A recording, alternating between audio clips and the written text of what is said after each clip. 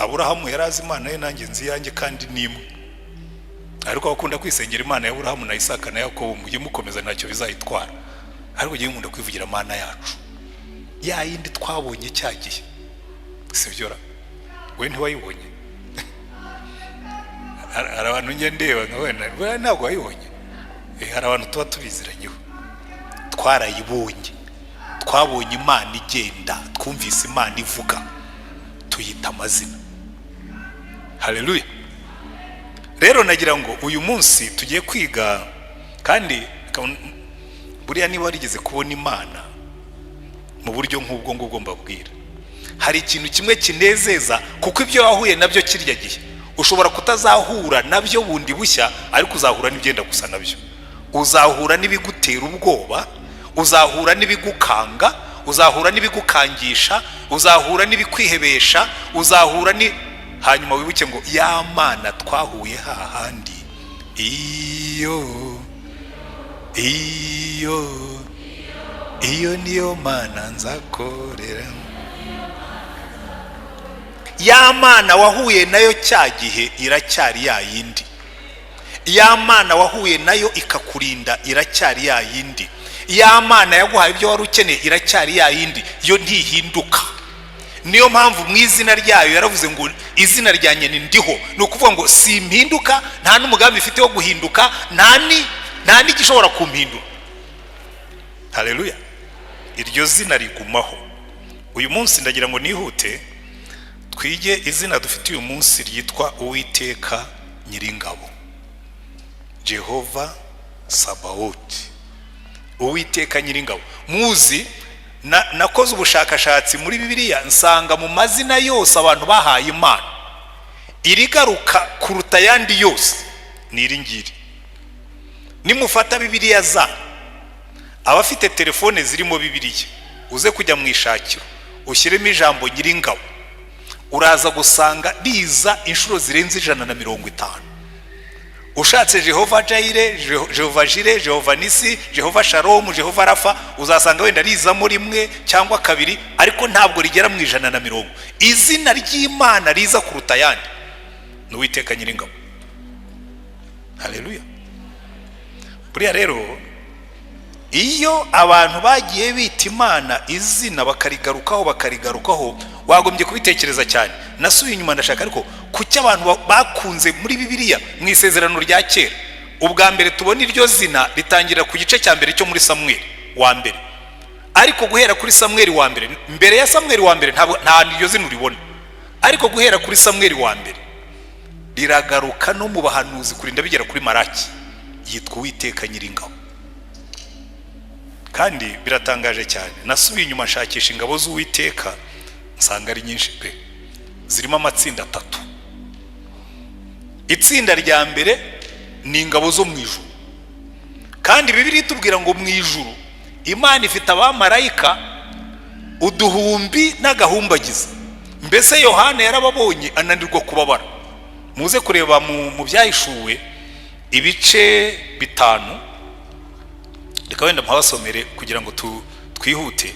Mu byahishuwe ibice 5 Yohana yabonye mu ijuru umurongo wa 11, aravuga ngo ndareba numva ijwi ry'abamarayika benshi bagose ya ntebe na bya bizima na babakuru, umubare wabo wari inzovu ubundi ni 10,000. Inshuro inzovu, umva wafata 10,000 ugakuba ni 10,000, ariko ubundi ngira ngo ni exposa 10,000, ariko asanga ntibihagije n'uduhumbi n'agahumbagiza. Uyu mubare ntabwo wawubara. Inzovu n'uduhumbi n'agahumba, mbese mu yandi magambo aravuga ngo nabonye abamarayika batagira umubare. Izo ni ingabo z'Imana. Haleluya. Kandi mwibuke yuko abo yabonye ni 2/3 by'ingabo zose Imana yari ifite, kuko mu byahishuwe mu gice cya 12 batubwira ko Satani yamanukanye 1/3, ariko ko byagenda kose hasigayeyo 2/3 biri mu ruhande rwacu. Haleluya. Nimwitegereza neza muri Bibiliya muzabona intambara nyinshi zirwanwa n'abamarayika. reka wenda mbaho ingero eshatu kuko zo ni nyinshi cyane, ingero eshatu zifatika kandi ziryoshye. Urugero rwa mbere ni igihe Abayisirayeli bari bavuye muri Egiputa. Bibiliya iratubwira ngo marayika w'Uwiteka yagenderaga mu gicu. Amen. Ngo icyo gicu cyagendanaga nabo, ngo ku manywa kikababera igicucu, nijoro kikababera umucyo. Noneho umunsi umwe gihinduka n'umurwanyi w'intambara.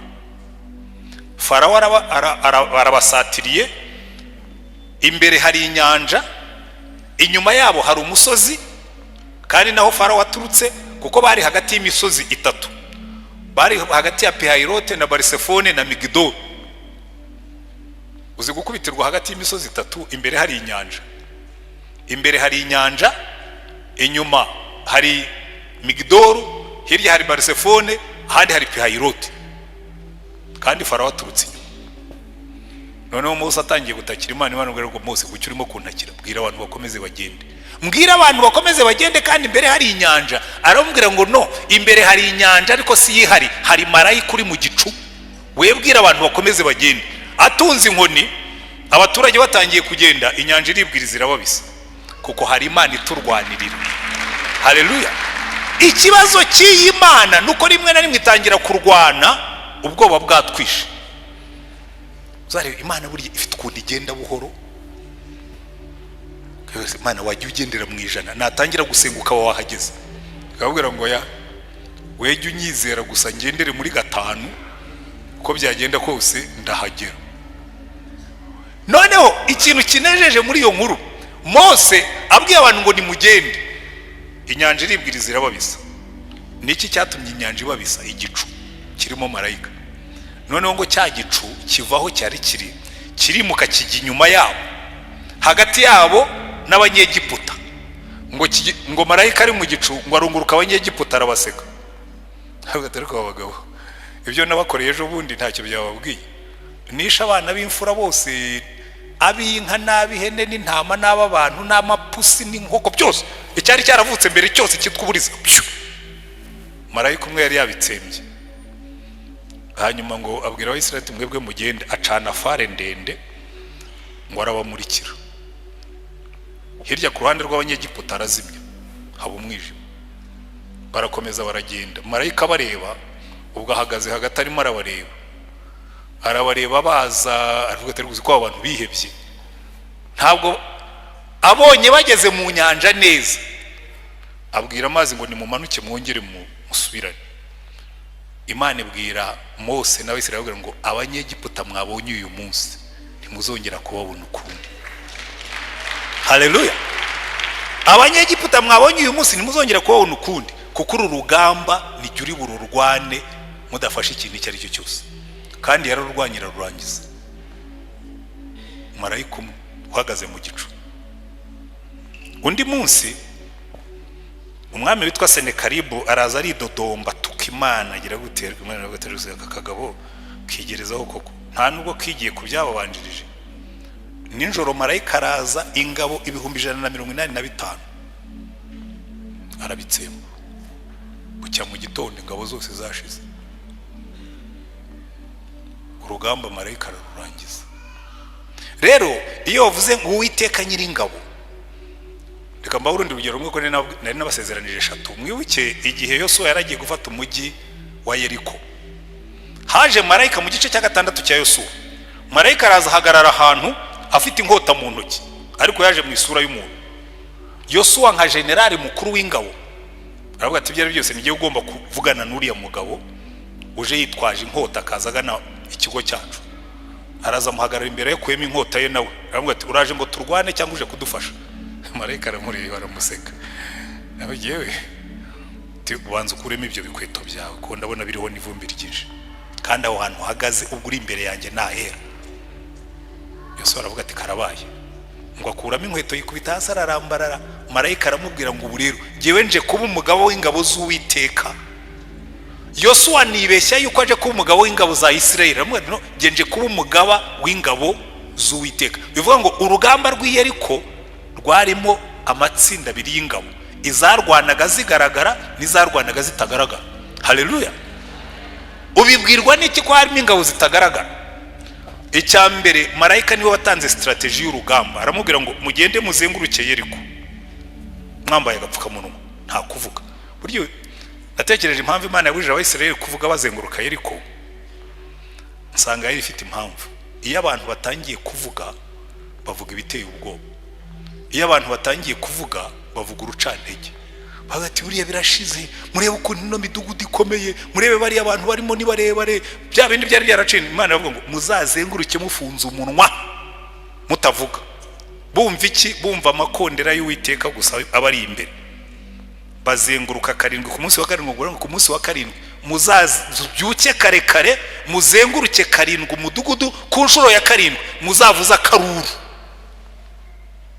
Ntabwo bari bazi kiri bube bavugije akaruru, babikoze nk'uko babwiwe, basubira mu ngando. Nibwira ko abantu b'Iyeriko bagomba kuba barabwiye abasirikare ati mujye kwiryamira, turabona bariya bagabo nta mugambi bafite wo kurwana. Abantu barifata bakavuza ibikondera bakazenguruka umurwa, ntibarimo kubaka ibyo kuririraho, ntibarimo no gushaka ibyo amabuye yo gutera, baraho gusa baravuza amakondera bakazenguruka bagasubira mu ngando. Bari iby'urugamba ntabyo bazi. Ariko ku munsi wa karindwi ngo bavugije akamo, inkuta z'Iyeriko zose zirahirima. Ninde wahiritse inkuta z'Iyeriko? Ingabo z'Uwiteka. Kubera ko wa marayika wari waje kubafasha kurwana, we yakoze ibyo badashobora gukora. N'ubundi iteka ryose n'ikimana ikora, Imana idukorera ibyo tudashobora gukora. Haleluya. Ubwo Yesu yasubiraga mu ijuru, ngo abamarayika baramubaje batarose bose ko wari wagiye hariya mu isi tubwiye ko ugiye kubacungura, tukabona wigarukiye, buriya baracunguwe? Ati buriya ibyo batashoboraga kwikorera nabirangije, ibisigaye ba Petero na ba Yohana bariya wabonye nasize. Baramwe ati Petero na Yohana ba bandi bajya kuroba wazutse. Aravuga ati ibyo ni mu byihorere, hasigaye akantu kamwe gusa, nimara kuboherereza ku mbaraga za hano muzabona impinduka bazazana. Kuko ibyo batashoboraga kwikorera, kwirihirira ibyaha byabo, kwicungura, ibyo nabibakoreye. Ibisigaye ni ukubwira abantu gusa bakubwira ngo urugamba rwararangiye, twe tugiye gukora ibyo bita mop up, guhumba humba udusigaye inyuma. Amen. Kuko buriya iteka ryose Imana idukorera ibyo twebwe tutashoboraga kwikorera, ikatubwira ngo ibisigaye namwe ni mu birangiza. Niba twashoboraga kubyumva, ariko yewe mbona rimwe na rimwe hari igihe wigisha abantu ibintu ko batari ko buriya barabyumva nk'uko mbyumva. Kuko Imana niyo iturwanirira. Haleluya. So itsinda rya mbere ry'ingabo rigizwe n'abamarayika. Ikintu gitangaje cy'Imana nuko n'abariya Satani yatwaye, ntabwo Imana yo yigeze bihakana, baracyari mu ngabo zayo. Yishatse kubakoreshera bakoresha. Reka mbahingere ebyiri. Hari igihe umwami Sawuli yananiye Imana, yanga kumvira. Noneho birantangaza cyane kumva birivuga ngo umwuka mubi yajyaga ava ku Uwiteka ngo akamuhagarika umutima. Imana igafata umwuka mubi kajya guhagarika umwuka wa Sawuli, umutima wa Sawuli n'amadayimoni. Mwibuke mu gihe cya Ahabu, Imana ngo yakoresheje inama mu ijuru, iravuga ngo ariko ninde wakoshyushya uriya mugabo witwa Ahabu, ndambiwe ibyaha bye, agaterera Moti Galeyadi. Buri igituma abantu bamwe baba bagome, igituma abantu bamwe baba bagome, nta muntu bajya basengera. Abyuka mu gitondo ahekenya amenyo, kaza kuryama nimugoroba ahekenya amenyo, arimo gupanga uwo azagirira nabi, arimo gupanga uwo azahemukira, ntabwo ajya atanga umugisha. Bibiliya ivugamo bene uwo muntu avuga ngo uwo muntu ngo ntawe yajyaga ahesha umugisha. Muraza kubishaka muri Bibiliya zanyu, muraza kubibona. Rero ngiye muzige guhesha abantu umugisha. Bituza mu rusengero cyane cyane, ujye ureba umuntu kuri ruhande umuhesha umugisha, sibyo? Umusabira imigisha yose ibaho, kandi nurangiza ubigira umuco. Nubyuka mu gitondo, ikintu cya mbere uzajya ukora, ujye ubanza ushima Imana, nurangiza usabira abantu bose umugisha. Niyo waba uramutse nabi, uvuga ngo Mana nubwo ndamutse nabi ariko ndasaba umugisha, kuko ibyo unaga hejuru nibyo bikugwaho, ibyo usabira abandi burya nibyo bikuzaho, kuko niko bikora. Icyo undaze mu kirere nicyo kigwa mu murima wawe. Iyo uzamuye umugisha haza umugisha, iyo uzamuye imivumo burya nayo iragukurikira. ngo yajyaga yicara akavuma ngo bukeye umuvumo nawe umugarukaho. Niko Bibiliya ivuga. Reka dusenge Imana. Sabira umugisha uwo muntu kuri ruhande, imigisha y'iburyo n'iy'ubumoso niyo hejuru niyo hasi. Turagushimye Mwami Mana yacu, n'umunezero wacu iteka ryose iyo duteranye dutya mu izina ryawe. Kandi waratubwiye Mwami Yesu ngo babiri cyangwa batatu nibaterana mu izina ryawe nawe uzaza uburi hagati yabo, ngo kandi ababiri nibahuza umutima kugira icyo basaba ngo nawe uzagikora. None duhurije umutima gusabira ibyifuzo byose birimo kuzamuka mu mitima yacu. Turasengera umuntu wese waje hano arwaye mu izina ryawe Mwami wacu Yesu Kristo. Si rimwe si kabiri si gatatu twasenze, abantu bakazatanga ubuhamya ngo barasenze numva ndakize. Rambura ikiganza cyawe wongere ubikore, ukore ku mibiri y'abarwaye uyikize, ukore ku mibiri y'abaje bafite intege nke uyongeremo imbaraga, ukore ku mitima y'abaje bihebye uyisubizemo ibyiringiro, ukore ku mitima y'abantu baje bafite ibyaha ubyirukanemo mu izina rya Mwami wacu Yesu Kristo, ubisimbuze gukiranuka. Rambura ikiganza cyawe ukore kuri buri muntu wese uri ahangaha uwaje yihebye abona ibyiringiro byawe, kuko Mwami Yesu waravuze ngo abarushye n'abaremerewe ngo bajye baza bagusange uzajya ubaruhura. Kandi Mwami Yesu ibyo wakoraga kera n'uno munsi uracyabikora. Reka imbaraga z'umwuka wera zigendagende hagati muri twebwe. Iri jambo ryawe tugiye gufatanya, Mwuka wera ushyiremo imbaraga, uriho umugisha, rikore ku mitima y'abantu, kandi buri muntu wese umusobanurira ibyo Umwami wacu amutegerejeho. Reka imbaraga zawe zigendagende muri iri teraniro, reka imbaraga zawe zigendagende muri aba bantu, reka imbaraga zawe zikorere mu mibiri yacu, reka imbaraga zawe zikorere mu mitima yacu, reka imbaraga zawe zikorere mu bwenge bwacu, reka imbaraga zawe zikorere mu bugingo bwacu, kugira ngo izina ryawe rishyirwe hejuru kandi aba bantu bose bahabwe umugisha. Wumve gusenga dusengeye ahangaha. Uyu mwanya wose tugiye kumara twiga ijambo ryawe uwuhe umugisha, wigaragaze nk'Imana, ubwoko bwawe buhabwe umugisha, nawe tuguhaye icyubahiro, ko ni mu izina ryawe dusabye Mwami wacu Yesu Kristo. Amen. Amen. Wari umusogongero, ntabwo nshatse ko barekura ngo musenge cyane kuko turihuta kugira ngo cya kirori cyane tina ngondo nyine tutaza kugipfubya. Amina. Murabizi Anete ntiyabivuze mwumva ngo wakunda ibirori. Buriya abantu bakunda ibirori bakunda no kugabura. Rero ndagira ngo Zose y'abandi taza guhora tukirimo gufashirizwa mu rusengero. Ndagira ngo mbere yuko dutangira kwiga ijambo ry'Imana mbanze bahe intashyo. Maze iminsi ntari ntangane nagiye mu gihugu cya Malawi, bari bafiteyo prayer breakfast, amasengesho yo gusengera igihugu. Rwose twagize ibihe byiza cyane. Burya hari ahantu ujya ukumva uranezerewe. Abantu b'abayobozi, bamwe ni umuntu w'umucamanza mukuru mu rukiko rw'ikirenga, undi ni umuyobozi mu bintu bya private sector, undi abantu barasenzera bavugana ariko abantu barasenga neza. Amina. Kandi igihugu cyabo gikeneye gusengerwa cyane, kuko twe twarangije amatora, ubu turimo turatanga amashimwe, kandi bo bazatora umwaka utaha mu kwezi kwa 9. Ubwo nawe nuko basha gusenga kugira ngo n'ibyabo bizagende neza. Rero hari ibihugu bimwe na bimwe amatora nyine abari urugamba. Tekereza ubu ngo abakandida b'amashyaka amwe bamaze kugera hanze. Mbese urebye muri make ubwo kampanye barayitangiye.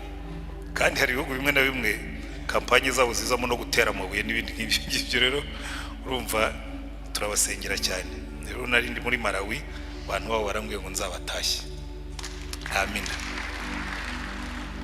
Hanyuma icya kabiri, kera twiga kubwiriza, bari umwe yaratubwiye ngo itangazo rikomeye ujye uritanga mbere yo kubwiriza, kuko icyo gihe abantu bose baba bagikangutse bakiri maso, utarabatera fenerega ngo basinzire. Rero ndagira ngo mbahe itangazo rimwe rikomeye cyane. Abantu bazi ikirori cyajyaga kiba kirimo kugaruka cyitwa Rwanda Shima Imana. Mu mpepere turebe abazi Rwanda Shima Imana. Uziko muri benshi. Haleluya. Reka ndebe abantu bageze muri stade Amahoro kuvaho yubakiwe ikagirwa nshya. Abana nibo bakeye. Ngiye rero kubera ukuntu muzajya muri stade bitabaruhije, kandi bikaba ryohera. Ku itariki ya 29 z'uku kwezi kwa 9, mbese nukwirenza icyumweru gitaha igikurikiyeho, guhera saa 5 kugeza saa 12, stade izaba ikinguriwe abakristo kandi kwinjira ni ubuntu. Ariko murabyumva, kwinjira ni ubuntu. Nubwo ubundi nta muntu ugomba gushima Imana adatuye ituro. Mwabonye ukuntu Aneti yari yabiteguye neza. Muzaze mwitwaje ituro ryo kuza gutura mu giterane, ariko ubundi kwinjira ni ubuntu. N'udafite kashi azaza n'umubiri gusa, nicyo gikenewe, n'umutima mwiza, azashima Imana. Kuri 29 z'ukwezi kwa 9 ubundi kirori bwite kizatangira saa 8. Ariko wenda ubonye kubera impamvu zimwe turangije iteraniro hano ukavuga tusindi gutegereze saa 8 reka mbe nizamukiye, uzagende rwose imiryango izaba ikinguye, winjiremo wicaremo, hanyuma urebe ukuntu stade ari nziza, ube wumva n'amafu yayo. Hanyuma mu mwanya indirimbo zitabaho, korari maskwaya, abaririmbyi batoranijwe, inyigisho z'uburyohe, mbese ni ikirori no gushima Imana. Amen. Ubwo rero ndabararitse, uzaburayo ntazavuge ngo ntitwari twamubwiye. Hari ushobora kurata icyo kirori ukazongera kujya kuri stade, wenda perezida yongeye kurahira, cyangwa ugategereza ukwezi kwa 7 niba umunsi mukuru wo kubohora igihugu uzajya ubera kuri stade simbizi. Ubwo rero muzaprofite kuri 29 ikiri nshya, sibyo, ikiri mu masashi, mujyeyo namwe, hanyuma muramye Imana, muhimbaza Imana, mushima Imana kuri 29 saa 8. Amen. Hanyuma ariko buriya rero akeza karikura. Umuntu uzashaka gukoresha inzu y'igitangaza yitwa Kigali Arena, murayizi nayo yegeranye na stade, yicaza abantu nk'ibihumbi 10, miliyoni 20 ugomba kuba uzikoreye kugira ngo uyifate. Stade yo sinzi uko bizaba bimeze, kuko ntabwo ari ubuntu, kereka niba zavuga atari ko bagiye gushima Imana, wabona n'Imana ishyize mu kuboko kwayo. Ariko tuzayikodesha. Se hari cyananira abakristo? Ibihumbi 45 by'abakristo bananirwa kwikodeshereza stade? Ni ibintu byoroshye cyane. Ku cyumweru paruwase ya Remera tuzatura ituro ryo gushyigikira Rwanda shima Imana. Nabisabye senior pastor, ndamubwira ntunyemerere mbitangaze nka ex senior pastor, usigaye ndi ex, kandi mwarankundaga. Najyaga mbabwira ikintu neza, abantu bose bari babiziremera yuko iyo pastor avuze ngo iki kintu turagikora, cyahitaga gikoreka. Rero na Rwanda shima Imana cyumweru gitaha muzazi mwiteguye kwitera inkunga. Nabwiye na pastor ngo azakore muri za reserve tuba dufite, burya hari ibintu by'ama reserve tuba twibitseho hirya hariya by'ubutabazi bwo mu gihe iyo habaye ibigoranye, ariko twe kujya tujya mu bintu tutagize mu ruhari, sibyo? Ubwo rero ku cyumweru muzaze mwabyiteguye, bazatura ituro rya Rwanda shima Imana, pastor yongeremo andi azaba yagenyewe n'inama ya paruwase, hanyuma bamenye ko paruwase ya Remera turabagabo, sibyo? Hari abantu utangiye kuvuga amafaranga ngo ariko ngo urumva ngo buriya ngo baradushakaho amafaranga. Twe Imana yatugiriye neza pe, nkaburiya rwose ndabona nkanita nkabona yamaze kuyatanga, sibyo? Ndakubeshyeye, ndabimbikuziho n'abandi, buze ngende mvuga buri muntu mbiziho. Aha ndabizeye ku cyumweru tuzakora hasi nk'inkuba, hanyuma bumve hirya hariya bavuye bati Iremera batwerereye Rwanda shima Imana mu buryo bufatika. Cyane cyane yuko na senior pastor nawe buriya nakora hasi muzaba mwumva uko byagenze. Amen. So ngira ngo nibyo ngibyo ryo ryari itangazo ryo kugira ngo Rwanda shima Imana turifuza kuzuzuza stade. Nandi matorero yose yo muri uyu mujyi twaravuze ngo ya nta kuntu amakipe y'umupira yajya yuzuza stade abantu, ngo nituza gushima Imana tuze ducagase tumeze nk'intama zaheze mu ruguri. Tugomba gukora iyo bwabaga iriya stade tukayuzura, n'Imana ikamenya yuko igikorwa yaduhaye natwe twakishimiye. Niyo nka ntimuzayisige, sibyo? Tugomba kuyuzura, Imana ikamenya ko twari duhari. Imana ibaha umugisha rero. reka twinjire mu ijambo ry'Imana. Murabizi ari igihe umuntu aryoshye inkuru hanyuma akaza kugeraho akayibishya, ko burya ibiryo bongeyemo ibirungo byinshi bigeraho ngaho bikabiha. Ubu Rwanda ashima Imana 29 kuva saa 8, ariko wagerayo na saa 5 hazaba hakinguye, kandi ubwo buriya baziyaranje bashyiremo umuzika mwiza ugufasha kumva wegereye Imana. Turakomeje rero, mufate Bibiliya zanyu Samweli wa mbere. Siko tutasomye ibice cyangwa wabisomye nta nari mbanje ari gihe warusinziriye. Reka mbyisomere buriya, hanyuma kandi ndabahindurira nsome ibyo ngiye kwigishaho. Oya, hari ibice bibiri bampaye, hanyuma nkuramo kimwe, ikindi ndagihindura kugira ngo bize kujyanirana. Samweli wa mbere ibice 17 turasoma duhereye ku murongo wa 45.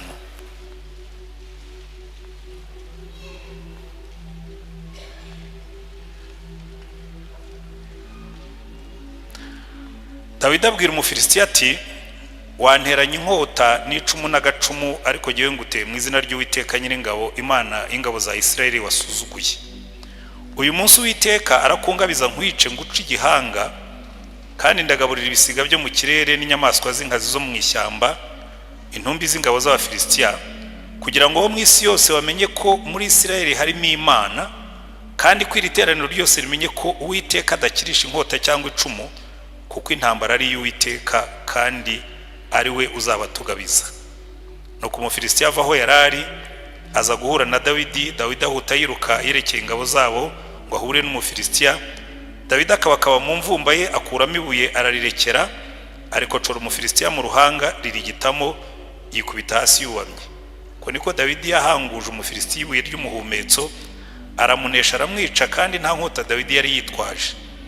Dawidi aravuduka amuhagarara hejuru, asingira inkota ye, ayikura mu rwubati rwayo, aramuhorahoza rwose, ayimucisha igihanga. Nuko Abafilisitiya babonye intwari yabo ipfuye, bariruka. Amen. Icyo nicyo gice cya mbere dusomye. Icya kabiri turagisoma mu Befeso ibice 6. Abefeso ibice 6, turahera ku murongo w'10 tugeze ku murongo wa 14 wa 13. Ibisigaye mukomerere mu mwami no mu mbaraga z'ubushobozi bwe bwinshi, mwambara intwaro zose z'Imana kugira ngo mubashe guhagarara mudatsinzwe n'uburiganya bwa Satani, kuko tudakirana n'abafite amaraso n'abafite umubiri, ahubwo dukirana n'abatware n'abafite ubushobozi n'abategeka isi y'umwijima n'imyuka mibi y'ahantu ho mu ijuru.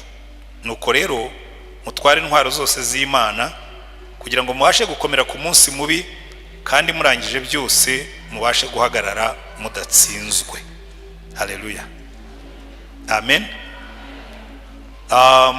Abasengera hano murabizi turi mu minsi tumaze twiga ku nyigisho z'urutonde z'uruhererekane, ibyo twita series z'amazina y'Imana. Haleluya. Murabizi abantu batandukanye bashingiye ku izina Imana yahaye Mose, Jehova, Yahwe, bagiye bakora amazina atandukanye bakita Imana amazina.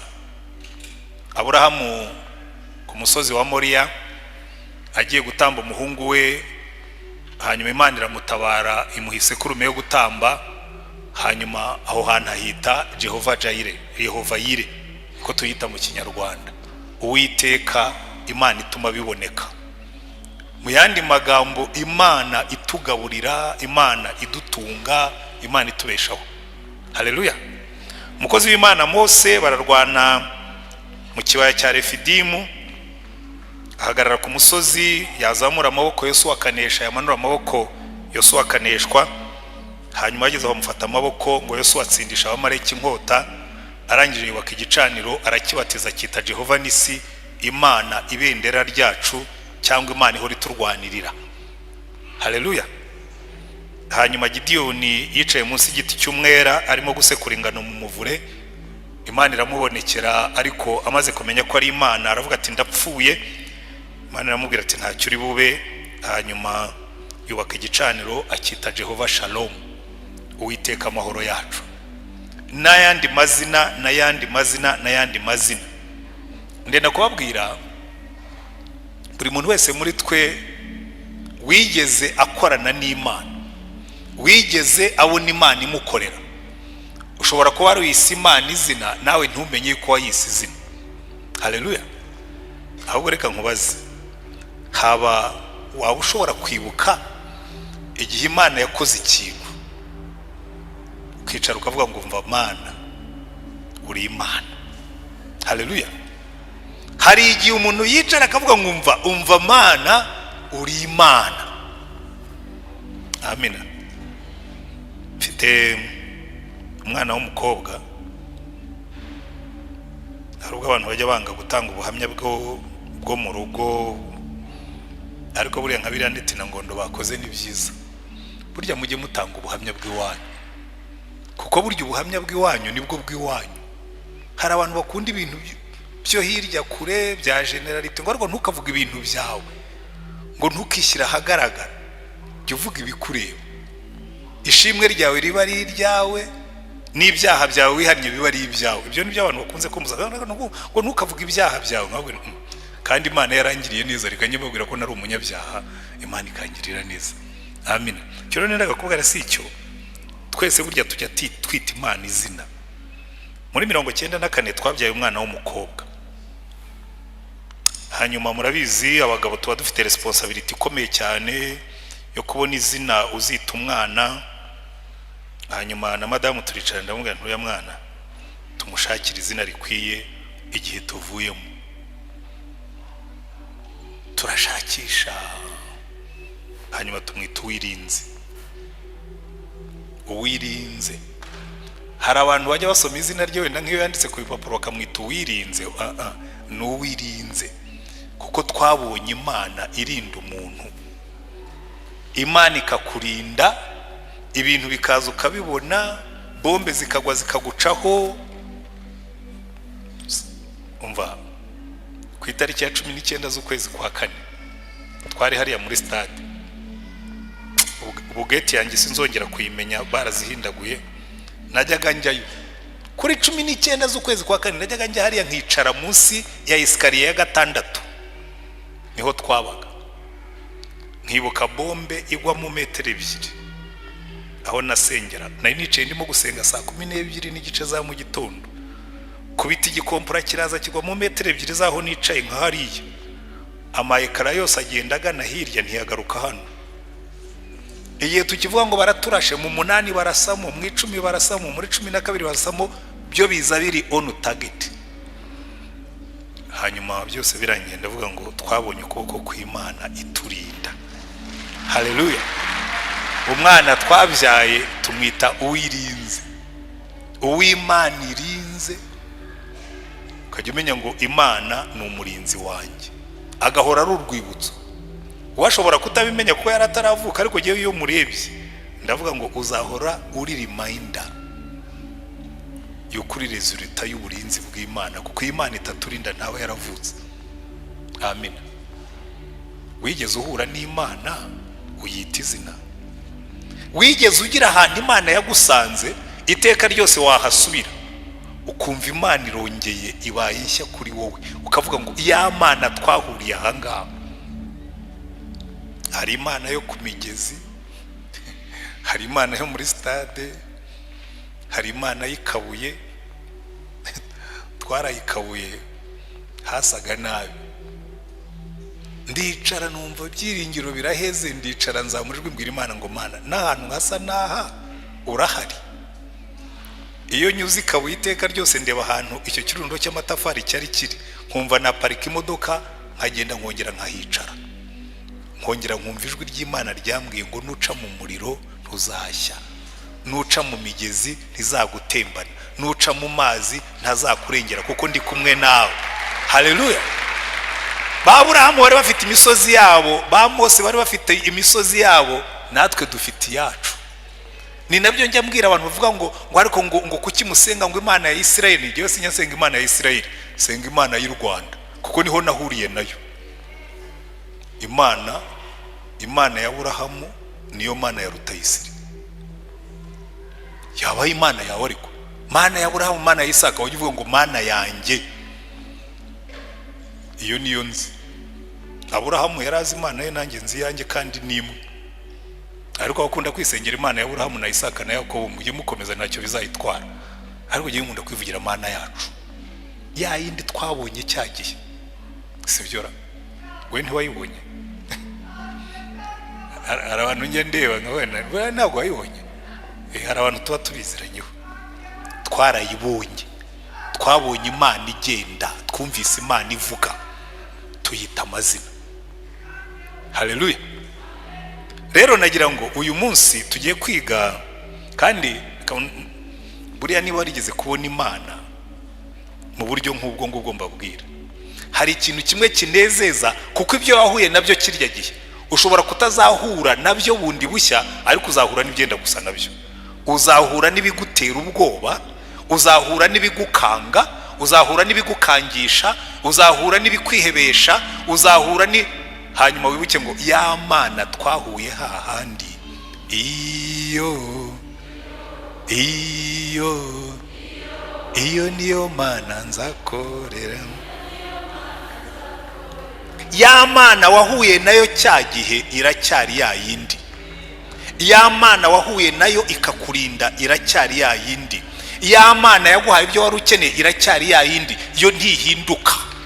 Niyo mpamvu mu izina ryayo yaravuze ngo izina ryanjye ni ndiho. Ni ukuvuga ngo si impinduka, nta n'umugambi ifite wo guhinduka, nta n'igishobora kumpindura. Haleluya. Iryo zina rigumaho.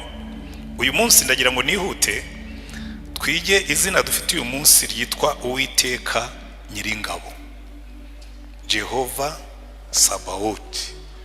Uwiteka Nyiringabo. Muzi nakoze ubushakashatsi muri Bibiliya, nsanga mu mazina yose abantu bahaye Imana irigaruka kuruta yandi yose ni iri ngiri. Nimufata Bibiliya za abafite telefone zirimo Bibiliya, uze kujya mu ishakiro ushyiremo ijambo Nyiringabo, uraza gusanga riza inshuro zirenze 150. Ushatse Jehova Jaire, Jehova Jire, Jehova Nisi, Jehova Shalom, Jehova Rafa, uzasanga wenda rizamo rimwe cyangwa kabiri, ariko ntabwo rigera mu 150. Izina ry'Imana riza kuruta yandi ni Uwiteka Nyiringabo. Haleluya.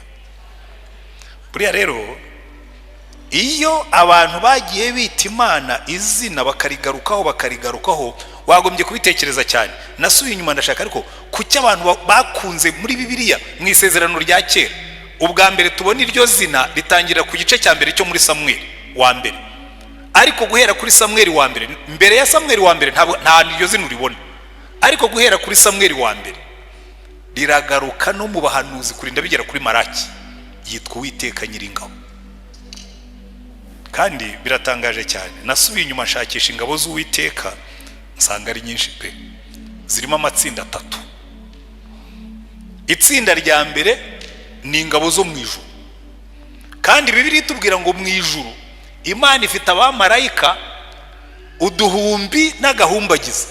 Mbese Yohana yarababonye ananirwa kubabara. Muze kureba mu byahishuwe ibice 5, reka wenda mpabasomere kugira ngo twihute. Mu byahishuwe ibice 5 Yohana yabonye mu ijuru umurongo wa 11, aravuga ngo ndareba numva ijwi ry'abamarayika benshi bagose ya ntebe na bya bizima na babakuru, umubare wabo wari inzovu ubundi ni 10,000. Inshuro inzovu, umva wafata 10,000 ugakuba ni 10,000, ariko ubundi ngira ngo ni exposa 10,000, ariko asanga ntibihagije n'uduhumbi n'agahumbagiza. Uyu mubare ntabwo wawubara. Inzovu, inzovu n'uduhumbi n'agahumba, mbese mu yandi magambo aravuga ngo nabonye abamarayika batagira umubare. Izo ni ingabo z'Imana. Haleluya. Kandi mwibuke yuko abo yabonye ni 2/3 by'ingabo zose Imana yari ifite, kuko mu byahishuwe mu gice cya 12 batubwira ko Satani yamanukanye 1/3. ariko ko byagenda kose hasigayeyo 2/3 biri mu ruhande rwacu. Haleluya. Nimwitegereza neza muri Bibiliya muzabona intambara nyinshi zirwanwa n'abamarayika. Ikawenda mbahingere 3 kuko zo ni nyinshi cyane, ingere 3 zifatika kandi ziryoshye. Urugero rwa mbere ni igihe Abayisirayeli bari bavuye muri Egiputa. Bibiliya iratubwira ngo marayika w'Uwiteka yagenderaga mu gicu. Amen. Ngo icyo gicu cyagendanaga nabo, ngo kumanywa kikababera igicucu, nijoro kikababera umucyo. Noneho umunsi umwe gihinduka n'umurwanyi w'intambara. Farawo arabasatiriye, imbere hari inyanja, inyuma yabo hari umusozi, kandi naho Farawo aturutse kuko bari hagati y'imisozi 3. Bari hagati ya Pihayirote na Barisefone na Migidol. Uzi gukubitirwa hagati y'imisozi 3, imbere hari inyanja. Imbere hari inyanja, inyuma hari Migidol, hirya hari Barisefone, ahandi hari Pihayirote. Kandi Farawo aturutse inyuma. Noneho Mose atangiye gutakira Imana. Imana ngo Mose kuki urimo kuntakira? Bwira abantu bakomeze bagende. Mbwira abantu bakomeze bagende kandi imbere hari inyanja. Aramubwira ngo no, imbere hari inyanja ariko si yihari, hari marayika uri mu gicu. Webwira abantu bakomeze bagende. Atunze inkoni, abaturage batangiye kugenda, inyanja iribwiriza irababisa kuko hari Imana iturwanirira. Haleluya. Ikibazo cy'Imana nuko rimwe na rimwe itangira kurwana ubwoba bwatwishe. Uzareba Imana buri ifite ukuntu igenda buhoro. Kwese Imana wajya ugendera mu ijana, natangira gusenguka wahageze. Akabwira ngo ya wejye unyizera gusa ngendere muri 5, uko byagenda kose ndahagera. Noneho ikintu kinejeje muri iyo nkuru, Mose abwiye abantu ngo nimugende, inyanja iribwiriza irababisa. Niki cyatumye inyanja ibabisa? Igicu kirimo marayika. Noneho ngo cya gicu kivaho cyari kirimuka kijya inyuma yabo, hagati yabo n'Abanyegiputa. Ngo marayika ari mu gicu, ngo arunguruka Abanyegiputa arabaseka. Ntabwo atari ko abagabo ibyo nabakoreye ejo bundi ntacyo byababwiye. Nisha abana b'imfura bose, ab'inka n'ab'ihene n'intama n'abantu n'amapusi n'inkoko byose, icyari cyaravutse mbere cyose cyitwa uburiza. Marayika umwe yari yabitsembye. Hanyuma ngo abwira Abayisirayeli mwebwe mugende, acana fare ndende ngo arabamurikira. Hirya ku ruhande rw'Abanyegiputa arazimya, haba umwijima. Barakomeza baragenda, marayika bareba, ubwo ahagaze hagati arimo arabareba baza, avuga ati guzi ko abantu bihebye. Ntabwo abonye bageze mu nyanja neza, abwira amazi ngo nimumanuke mwongere musubirane. Imana ibwira Mose n'Abisirayeli ngo Abanyegiputa mwabonye uyu munsi ntimuzongera kubabona ukundi. Haleluya. Abanyegiputa mwabonye uyu munsi ntimuzongera kubabona ukundi, kuko uru rugamba nijye uri bururwane mudafashe ikintu icyo ari cyo cyose. Kandi yararurwanyira rurangiza. Marayika uhagaze mu gicu. Undi munsi umwami witwa Senekeribu araza aridodomba tuka Imana, agira guterwa Imana n'agateruza akagabo kigerezaho koko. Nta nubwo kigiye kubyababanjirije. Ninjoro marayika araza, ingabo 185 arabitsemba. Bucya mu gitondo ingabo zose zashize. Urugamba marayika rurangiza. Rero iyo wavuze ngo Uwiteka Nyiringabo, reka mba urundi rugero rumwe ko nari nabasezeranije 3. Mwibuke igihe Yosuwa yaragiye gufata umujyi wa Yeriko, haje marayika mu gice cya 6 cya Yosuwa. Marayika araza hagarara ahantu afite inkota mu ntoki, ariko yaje mu isura y'umuntu. Yosuwa nka generali mukuru w'ingabo aravuga ati byari byose nigiye ugomba kuvugana n'uriya mugabo uje yitwaje inkota kazagana ikigo cyacu. Araza muhagarara imbere yo kuyema inkota ye, nawe aravuga ati uraje ngo turwane cyangwa uje kudufasha? Marayika aramureba aramuseka.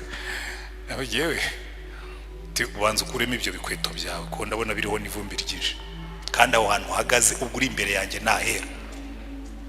Yosuwa aravuga ati karabaye. Ngo akuramo inkweto yikubita hasi ararambarara. Marayika aramubwira ngo ubu rero ngewe nje kuba umugabo w'ingabo z'Uwiteka, Yosuwa nibeshya yuko aje kuba umugabo w'ingabo za Isirayeli. Aramubwira no, nje kuba umugaba w'ingabo z'Uwiteka. Bivuga ngo urugamba rw'Iyeriko rwarimo amatsinda abiri y'ingabo, izarwanaga zigaragara n'izarwanaga zitagaragara. Haleluya. Ubibwirwa n'iki ko harimo ingabo zitagaragara? Icya mbere, marayika niwe watanze strategy y'urugamba. Aramubwira ngo mugende muzenguruke Yeriko mwambaye agapfukamunwa, nta kuvuga. Buryo natekereje impamvu Imana yabujije Abisirayeli kuvuga bazenguruka Yeriko, nsanga yari ifite impamvu. Iyo abantu batangiye kuvuga bavuga ibiteye ubwoba, iyo abantu batangiye kuvuga bavuga urucantege. Bagati buriya birashize, murebe ukuntu ino midugudu ikomeye, murebe bari abantu barimo ni barebare, bya bindi byari byaraciye. Imana yavuga ngo muzazenguruke mufunze umunwa mutavuga. Bumva iki? Bumva amakondera y'Uwiteka gusa abari imbere. Bazenguruka karindwi ku munsi wa karindwi, ngo ku munsi wa karindwi muzabyuke kare kare muzenguruke karindwi umudugudu, ku nshuro ya karindwi muzavuza akaruru.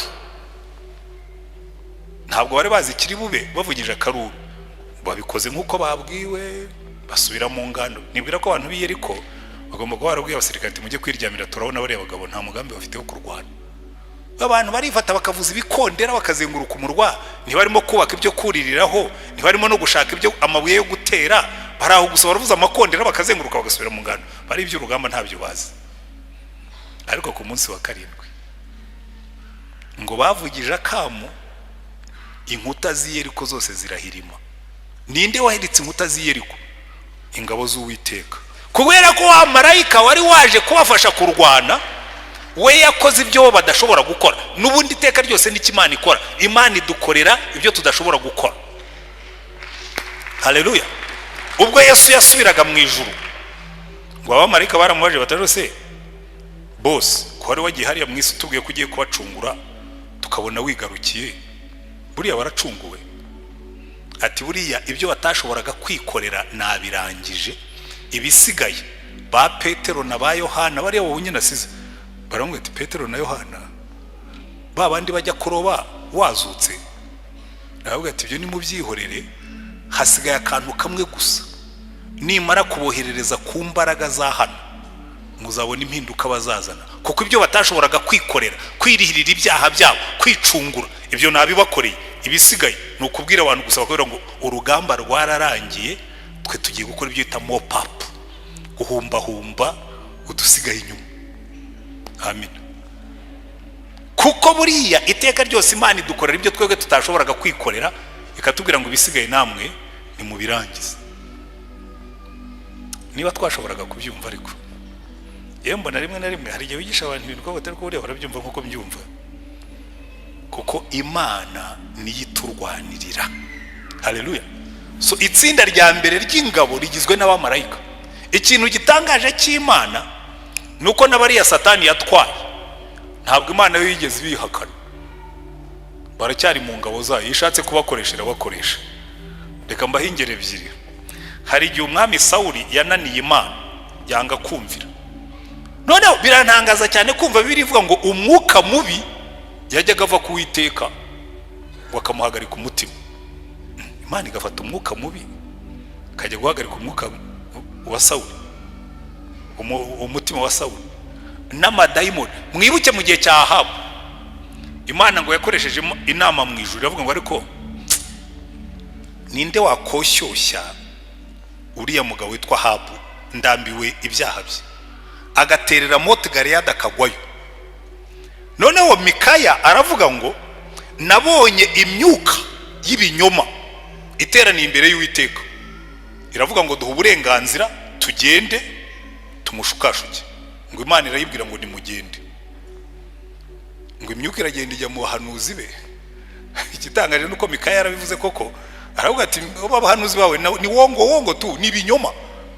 Ngo ati ngaho noneho wowe vuga iby'Imana yagutumye. Ati Imana yambwiye ngo izi ngabo zimeze nk'impehe zitagira umutware, nibisubirireyo. Abwira Yehoshafati ngo sinakubwiye uyu mugabo ntajya ampanurira ibyiza, ngo mugikubite mu gihe amazi y'agahimano kugeza igihe nzagarukira. Aramuga ati ndahiye Uwiteka Imana nkorera, nugaruka Imana izaba itaravugiye muri jewe. Ntiyagarutse. Kubera iki? Hari imyuka n'imyuka mibi ntakishobora gukora Imana itayihaye uburenganzira. Haleluya. kuko Uwiteka ni nyiringabo na ziriya arazitegeka. Itsinda rya kabiri, kuko ibyo yaremye byose Imana ibikoresha uko ishaka. N'amadayimoni igihe itarayashyira mu muriro, igihe agitembera iravuga tuke fayine, igihe mu gitembera mu bwatsi bwanjye, ubwo muri abagaragu banjye. Kuko Imana ni umwami, ni nyiringabo, ariko ni na nyiribiremwa. Ibintu byose biriho ni ibyayo kandi bikoresha uko ishaka. Nibyo byigometse, nubwo wigometse uranyumvira kuko ninkutegeka uragenda. Iyo niyo Mana yacu, Jehova Sabaoth, Uwiteka nyiringabo. Amina. Ubwoko bwa kabiri bw'ingabo ni nabwo buteye ikibazo, ni twebwe. Ariya magambo twasomye yo mu Befeso, Imana twe idufata nk'abasirikare, ikavuga ngo mwambare intwaro zose z'Imana. Ubundi umuntu yambara intwaro ari umusirikare agiye kurwana. Mwambare intwaro zose z'Imana kugira ngo mubashe guhagarara mudatsinzwe. Niyo mpamvu rero mbabwira ni buriya ubwoko bw'Imana, abera b'Imana ni ingabo z'Imana, ariko muri biriya byose turi bubone nizo ngabo zikojeje isoni. Umva, ubundi ikintu kimwe kiranga ingabo zirangwa na obedience, no kumvira amabwiriza. Ingabo zigendera kuri gahunda, niyo umurimo wabo ukomeye zirumvira, niyo haba ari ninjoro zirumvira, niyo haba ari mu mvura zirumvira. Abarimo hano babaye mu gisirikare bashobora kubivuga kundusha. Ingabo ubundi ikintu cya mbere kiranga ingabo nyangabo ziyubaha, zirangwa n'ikintu cyitwa discipline na obedience. Iyo ufite ingabo zigenda uko zishakiye, nta ngabo ziba zirimo, byo ni akajagari. Ariko twebwe muzarebe, turabona ingabo za Yesu koko, uretse ko hari n'abitira iryo zina. Kera twajyaga turirimba korasi, none ntikirimba kuko hari ababyitiriye bakora ibintu by'amafuti. Si ibyo nababwiraga, biyise ingabo za Yesu z'abanyamafuti. Ariko reka mbereke, izi ngabo kategori 2 nizo Imana ibwira ibintu zikajya impaka. Ubundi nta musirikare ujya impaka na boss. Iyo afandi mukuru yavuze ngo murajya hariya, niyo umva. Jewe nitegereje abasirikare mu gihe cya genocide n'intambara yo kuyihagarika, bari abantu narabatangariye. Twabaga hariya muri stade, umusirikare umwe sinzi n'izina rye cyakora isura ye nari nyizi. Icyo gihe bazaga niho ari no kumenya na ranka ye, babaga bameze nkatwe baba civilian. Inkotanyi icyo gihe zibwira ngo bambaraga bitandukanye. Uwo nguwo rwose yazaga yiyambariye, ariko bene wabo bari babizi ko ari afandi. Aravuga ati hari imbundi yari iri hari haruguru, hariya zanu, iriya mbunda ndayishaka kuko mu mwanya hari order baduhaye yo kujya gufata rebero. Iriya mbundi igomba kubanza ikavamo. Baragiye nyuma y'isaha barazaramubwira ati byanze, ati nababwiye ngo ntibishobora kwanga, mufata abandi musubiriyo ndayishaka. Bagarutse bayizanye, kuko niyo byaba bikomeye, iyo uri umusirikare nyamusirikare nta impossible ibamo. Niyo mwagenda mugakomereka babaha abandi kugeza igihe iyo target igerwaho. Ariko muzarebe twebwe turiyorohereza. Ariko urumva ibintu barimo kutubwira ngo nitureke gusambana, ngo nitureke gukunda ibintu ubundi biri simple. Twebwe ingabo za Yesu, umva, nizo ngabo zitagira gahunda, nizo ngabo zitagira discipline, nizo ngabo zikorera ibyo shebuje yazibujije kandi zigakomeza. Zisa n'iz'ibihugu bimwe na bimwe nashaka kuvuga mu mazina. Ingabo zitagira discipline. Ariko bambe ntabwo wazirenganya. Buriya mu byo nize, ngewe nize ibintu bya leadership, barakubwira ngo ingabo zose zigenwa cyangwa zigengwa na kadete, aba ofisiye bazo bizemo. Iyo ufite abasirikare bakuru bigiye muri kadete za hongo z'amafutifuti, ugasanga pastori niwe utanga urugero rw'ubusinzi, ugasanga niwe ukabakaba, niwe ugira gute, nta kuntu ingabo ze zitazasa nawe, kuko ingabo zose zisa n'umutware wazo. Ariko icyo nicyo kibazo cy'izi ngabo.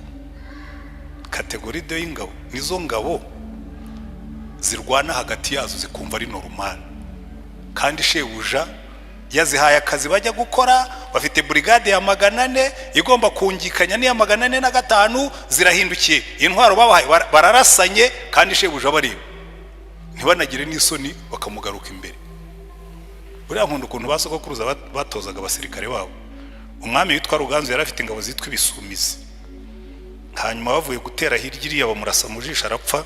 Ibisumizi baravuga bati ntabwo dushobora kubaho umwami wacu yapfuye, bose bariyahura. Ati no nta kuntu twazabwira abanyarwanda ko umwami wacu bamwishe duhari. Ariko bari bamurasha umwambi, so ko ingabo zari zananiwe kumurwanirira, umushi yahagaze mu giti amurasa mu jisho umuntu arapfa. Na Rwabugiri niko yapfuye. Buriya bari abantu wirigire hari ukuntu batumazeho abami abibihanganye bose bishwe n'imyambi y'abashi n'abanyabungu. Ariko icyo nenda kubabwira si icyo ngicyo. Urumva abo baravuga ati no ibi ntabwo dushobora kubyemera ko bibaho. Ariko twebwe usanga uyu nguyu ngo niki ntashobora gufatanya n'uyu no mu itorero rimwe, ugasanga niyo turi no muri paruwasi imwe nka hano, ugasanga dufite senior pastor ariko erezo makwani Remera bidahari. Senior pastor ntashobora kuvugana na Oderi. Ndabitanga urugero kuko hano ni iwacu kandi nzi ko bo ntabihari, ariko ngira ngo murabizi haraho bijya biba. Kumva za bombori zihora ukavuze izi ngabo ni bwoko ki? Izi ngabo zambaye uniform ariko zikaba zirimo kurwana hagati yazo, ariko nazo ni ingabo zayo z'Imana. Jehova Sabaoth, Uwiteka Nyiringabo, nimbi nazo zibarize arazihanganira. Ariko buriya twagombye kuzitoza ku buryo zitozongera kuko zisoni badatabujwe. Nyine abashinzwe kadete mu byumve hirya ngaha tugomba kubatoza ku buryo muzajya mukora ibintu bifite imbaraga kandi bifite umurongo, tukabantu bafite discipline, kuko turi ingabo z'umwami. Mwambara intwaro zose z'Imana mushobore guhagarara mudatsinzwe. Kategori ya 3, reka nihute ngiye kugana ku musozo. Kategori ya 3 igizwe n'ibintu tutatekereza ko Imana ibyita ingabo. Buriya ibintu byose Imana yaremye irabirwanisha.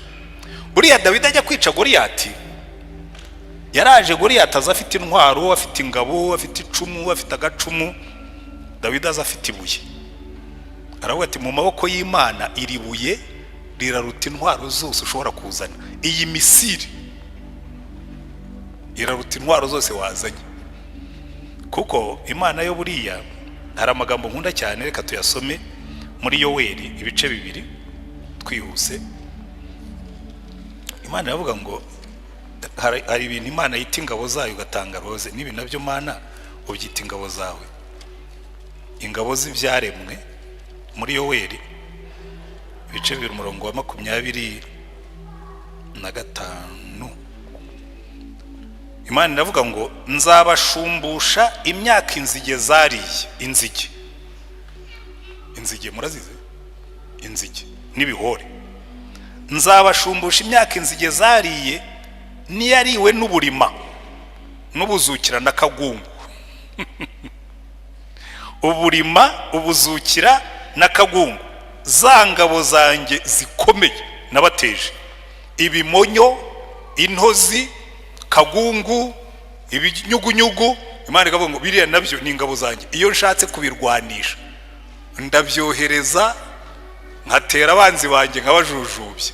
Tekereza, hari ahantu Imana yigeze guteza abantu amavuba aramanuka. Ariko buriya nimushaka kumenya ko Imana koko igira ingabo, umuntu yigeze kuduhuhamya mu gihe cya genocide. Yarirukanse bamwirukanka yihisha mu mwobo. Umwobo wari uriho ibitagangurwa. Urabizi buryo ibitagangurwa iyo uciye ku bitagangurwa byabyo za ndodo zazo zihita zishiraho.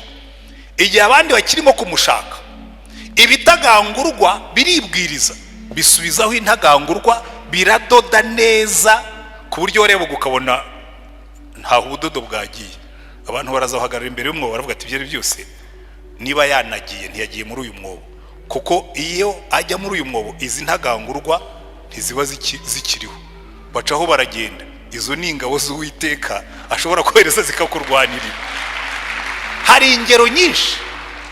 Abandi birukankanya umwana, umwana aragenda yicara munsi y'igiti, hari harimo umutiba w'inzuki, sinzi icyamanuye umutiba w'inzuki, wikubita hasi, inzuki ntizamurya ariko zirara muri ba bantu, shogo zirabi. Ubwo ni ubuhamya tugenda tubona. Ibintu byose Imana ishobora kubihinduramo ingabo ikabikoresha iyo ishaka kukurwanirira. Haleluya. Niyo mpamvu Imana ivuga ngo za ngabo zanjye za kagungu n'uburima n'ubuzukira n'ibimonyo n'intozi, ngo za ngabo zanjye nabateje. Rero Imana yacu niyo mpamvu ivuga ngo ndi Imana nyiringabo. Haleluya. Ariko reka nangirize kuri ijambo Dawidi yabwiye Goliyati. Yaramubwiye ngo rega Goliyati, ibintu urimo gukora nuko utasobanukiwe urwana nawe. Yaramubwiye ngo uru rugamba si urwanjye, uru rugamba ni urw'Uwiteka nyiringabo, nguteye mu izina ry'Uwiteka nyiringabo, Imana y'ingabo za Isirayeli wasuzuguye. Uyu munsi Uwiteka arakungabiza nkwice nguce igihanga, kandi ndakugaburira ibisiga byo mu kirere n'inyamaswa z'inkazi zo mu ishyamba, intumbi z'ingabo z'Abafilisiti, kugira ngo abo mu isi yose bamenye ko muri Isirayeli harimo Imana, kandi iriteraniro ryose rimenye ko Uwiteka adakirisha inkota cyangwa icumu, kuko intambara ari iy'Uwiteka kandi ari uzabatugabiza. Ndagira ngo mutahanire ijambo, intambara ni iy'Uwiteka. Ntabwo nzi urugamba urimo kurwana narwo, ntabwo nzi intambara uhanganye nayo, ariko nufata iyo ntambara ukayibwira Imana ngo mva rero Mana, ibi bibazo ndabiguhaye. Nyangunda kubabwira hano inkuru, ntabwo ari umugani, ni inkuru. Kera abana banjye bakiri batoya, ubu ni ibisore barakuze, bamwe baranarongoye, abahungu banjye babiri bakundaga gutwara imodoka. Ngira ngo niyo mpamvu bize kwitwara vuba bagatwara. Noneho iteka ryose iyo navaga mu rugo barazaga bakicara ku biro byanjye, bagafata vora bakagenda bayizunguza. Icyo nakoraga no kuyistabiliza gusa ngo batarenze imodoka ikarenga umuhanda. Bagera hepfo ku muhanda munini bakavamo bagasubira haruguru mu rugo. Twari duturanye n'umuntu ufite ibibwa binini. Noneho umunsi umwe baramanuka, bageze ku muhanda babona ibibwa birahari. Iyi nkuru bamwe murayizi, nkunda kuyivuga ko byewe nigira ku bintu byose. Nanjye buri bintu byose ingabo z'Uwiteka zimbere ishuri. Noneho bareba za mbwa, kandi baragomba kuva mu modoka bagasubira mu rugo, barambwira ngo papa, ngo ziriya mbwa wazibonye? Nti nazibonye. Ngo urazireba? Nti ndazireba. Ngo rero ngo tugiye kukureba wowe ureba imbwa, tugiye kukureba wowe ureba imbwa, hanyuma tugende dusubire mu rugo. Ndababwira rwose mugende, ziriya mbwa ndazireba. Bakagenda ikigongogongo bamwira ngo papa, ngo uracyazireba? Nti ngo urazireba? Nti ngo uracyazireba? Nti ngo urazireba? Nti baragenda bageze kuri gate binjiye mu rugo, ngo igendere noneho ngo twagiye. Rero nawe nubona ibibazo bije, jya uhindura amaso ureba Imana, nurangiza ubibwire ngo mva rero Mana, uru rugamba si urwanjye, ndaruguhaye. Kuko iyo urugamba waruhaye Uwiteka, burya imbaraga z'abaturage ziba mu bushobozi bw'imbaraga z'ingabo zawo. Mwigeze kumva mu minsi ishize perezida abwira abanyarwanda ngo umva, ngo ibingibi mubimparire, mwe mujye muryama musinzire. Mu yandi magambo, mbahaye icyizere kidashidikanywa ko kubarinda ni responsibility yanjye, mwe mujye muryama musinzire. N'Imana nayo niko itubwira, iratubwira ngo izo ntambara nimuzimpe mwe musinzire, izo ntambara nimuzimpe mwe muruhuke, mwe nimuntumbire munyizere, nimurangiza mureke mbarwanirire intambara. Rero nicyo Dawidi yari yarasobanukiwe. Ntabwo yagiye kurwana na Goliyati kuko yari yizeye imbaraga ze, ntazo yari afite. Ntabwo yagiye kurwana na Goliyati kuko yari yizeye intwaro ze, ntazo yari afite. Ntabwo yagiye kurwana na Goliyati kuko yari yizeye experience, kuko ntayo yari afite. Yari yizeye gusa, yaramubwira ngo Goliyati, wowe nteranye icumu n'agacumu n'ingabo ntoya n'inini n'abazigutwaje za reserve, ngiye nguteye mu izina ry'Uwiteka Imana ya Isirayeli nyiringabo. Kandi uyu munsi kubera ko iyo Mana nyizi irakungabiza n'izi ngabo z'Abafilisitiya kuko wayisuzuguye. Kandi impamvu mbikubwiye, uru rugamba si urwanjye, it's not about me. Muri ikintu abakristo mutari mwasobanukirwa, nufata ubuzima bwawe ukabuha Yesu, haleluya, n'intambara ujye uzimurekera. Ikintu nigeze mu gutumva Yesu, ubu buzima ko nabuguhaye, none bakaba bashaka kubunyambura. azakubwira ati urwo rugamba si urwawe, njye mfite ubushobozi bwo kurinda ibyo bambikije. Nibyo Pawulo yanditse aravuga ngo iyo twizeye ifite ubushobozi bwo kurinda ikibitsanyo cyacu. Amina. Wowe ujye urinda ibyo yakubikije, urinde gukiranuka kwawe, urinde kwizera kwawe. Hanyuma nurangiza umubwire ngo noneho ibisigaye watch over me. Ubu buzima ndabukwihereye, uburinde. Imana niguha akazi. Yewe murambe babwira ntimugire ngo ni bya bindi abantu bavuga ngo oya noneho nta n'impamvu nawe mfite ko nta nyungu nkifitemo. Buri Imana niguha akazi ujye uyubahisha ibiva mu kazi kawe, ariko nurangiza ugashingana ubwira Imana ngo rero Mana aka kazi niwe wakampaye, nzajya nkakubahisha, ariko nawe ukarinde. Nubona abantu bagutwariye akazi ubwo izabiguhaye kandi bizabiguhaye kandi ibyo guaranteed ndabikubwira. N'ufite business jya ukuramo ibyo wubahisha Imana, kuko ubwo muzaba mwacanze umutungo. Utumva rero Mana jewe dore iki cya 10 nkuzaniye, ariko nawe sinyambe babwira ngo nutanga icya 10 ujye ukivugiraho, ariko nawe undindire business, uyirinde abanyamashyari, uyirinde ingegera n'ibisambo, uyirinde abesukuro, ariko nanjye nzajya nkubahisha ibyo umpaye. Uzaba uzi ngo iyi Mana iyi business nayihaye nizayicunga, kandi iryo ni isezerano ryayo. Urugamba si urwawe, ni urwayo. Jehova Sabaoth, Uwiteka Nyiringabo, Imana iturwanirira. Amina. Umutekano w'abaturage uva muri discipline n'ubushobozi bw'ingabo z'igihugu cyawo. Niyo buriya mu bantu bagira security abanyamerika bo, iyo umunyamerika agiye ahantu arabanza akiyandikisha muri ambasade bakamenya ko hari, kandi bigira umumaro. Twigeze kujya Sierra Leone, reka ndangirize kuri iyo nkuru dusenge. Noneho tugezeyo tumazeyo iminsi 4, twari hamwe n'abanyamerika twagiye kwigisha abanyamasengesho baho. Intambara iraturika hagati witwa Paul Kuruma n'uwitwa Fode Sango. Intambara iraturika mu mujyi. Abanyamerika kubera ko yari yandikishije kuri ambasade bahise bohereza imodoka yo kuri ambasade izaho twari turi, bati tuje kukujyana. Batanze itegeko ngo tweva ko abanyamerika bose. Aravuga ati ntabwo nshobora gusiga abagenzi banjye n'igihe wabazanye. Aravuga ati uko byagenda kose bazane nabo tubajyane. Turagiye badukubita mu ndege ya UN baratwambutsa batujyana hakurya Conakry, kubera yuko hari abaturage bafite umutekano kuko ingabo zabo zihora ziri maso. Amina. Imana yacu reka kugira ngo izi ngabo zose ziri mu service kandi ndiso. Umutekano wawe ni responsibility yanjye, ariko icyo ugomba gukora ugomba kubuzwi ko hari. Amen. Ugomba kubuzwi ko hari, hanyuma hasigaye nawe ukaguma munsi y'igicucu cy'isumba byose aho turindirwa. Jehova Sabaoth, Uwiteka Nyiringabo. Wenda wicaye mu no munsi ufite intambara nyinshi urimo kurwana, ibintu birakugoye pe, birakuruhije, birakunanije, ariko uyu munsi ndakubwira ngo fatira ijambo rigira ryawe ngo uru rugamba si urwawe, rufata urwegurira Imana. Nuzicara mu kazi urimo gukora ukabona abantu rwose akazi kawe wakundaga abantu barimo baragashaka, barimo barakanuganuga, ujye wicara uvuge ngo hari ikintu kimwe nzi, hari Imana indwanirira indebereraho nge ntareba, nicyo gikundira. Amen. Iyo ufite imyaka nk'iyanjye hari byinshi waramenye ku Mana, ubu nakomeza nkarondogora nkomeje, ariko hari ikintu kimwe nzi. Hari ijambo Imana yagize kumbwira ngo ntukavunwe n'ibyo utabona.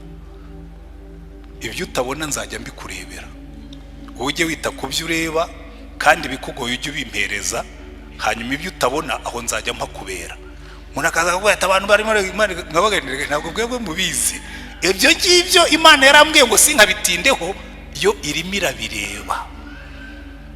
Papa urebe ziriya mbwa, twe turakomeza tukurebe. Imana izakureberera aho utareba naho udashobora. Jehova Sabaoth. reka dusenge Imana. Ariko niba urimo ukaba ufite intambara zirimo kukugora, reka ngufashe kuzisengera. Tubwire iyo Mana yiyemeje kutubera Imana Nyiringabo, uturwanirira intambara. Zamura ikiganza ariko nawe banze urebe uvuge ngo ariko ubundi iyo nsaba Imana, erega buri iyo tutajyana n'uwo munyamerika ntabwo tuba twaravuye Sierra Leone. Twakijwe nuko dufite umunyamerika kandi nawe yari yandikishije kuri ambasade babizi ko ahari. Iyo tutagira umunyamerika twebwe ntawe ari kutwevaka, icyo gihe u Rwanda rwari rutarakomera nkuko dukomeye uyu munsi. Rero reka mbabwire, banza wiyandikishe mu bana b'Imana, hanyuma narangiza ujye ubwira Imana ngo Mana papa ziriya mbwa zirebe, jewe ndakomeza nkuhanje amaso. Hanyuma dusenge Imana. Niba wumva washaka kwakira Yesu uyu munsi, kuko ijambo ry'Imana yatubwira ngo abamwizeye, abamwakiriye bakizera izina ryabahaye ubushobozi bwo kuba abana b'Imana, aho niho duhera. Ariko niba warakiriye Yesu ukaba ufite n'intambara, niyo waba utaramwakira ukamwakira uyu munsi kandi ufite n'intambara, byose mubwire tumva rero Yesu ndiyandikishije, ariko guhera uyu munsi izi ntambara ndaziguhaye.